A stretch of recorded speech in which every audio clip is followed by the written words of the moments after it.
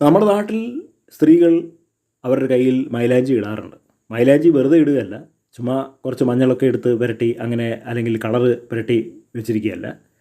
അത് മനോഹരമായിട്ടുള്ള കലാരൂപത്തിൽ ഡിസൈൻ ചെയ്തിട്ടാണ് അവർ കയ്യിൽ അത് പുരട്ടുന്നത്. അത് ശരിക്കും പറഞ്ഞാൽ ഒരു പെയിൻറ്റിങ് പോലത്തെ ഒരു വർക്കാണ്. ഇപ്പോൾ നമ്മൾ കാണുന്നത് ഒരു കൈയാണ്. ആ കയ്യിൽ മൈലാഞ്ചി ഉപയോഗിച്ചിട്ട് ഒരു 2 വ്യക്തികളെ വരച്ചിരിക്കുകയാണ്. കുറച്ച് പൂക്കളൊക്കെ നമുക്ക് കാണാം.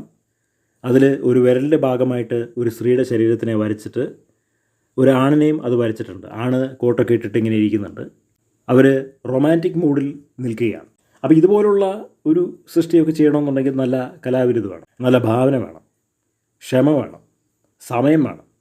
അപ്പോൾ ഇതൊക്കെ എടുത്തിട്ടാണ് അവരത് ചെയ്യുന്നത്. മൈലാഞ്ചിയൊക്കെ ഇടുമ്പോൾ കുറേ സമയമെടുക്കും അതങ്ങനെ ക്രമീകരിച്ച് വരാൻ വേണ്ടിയിട്ട്.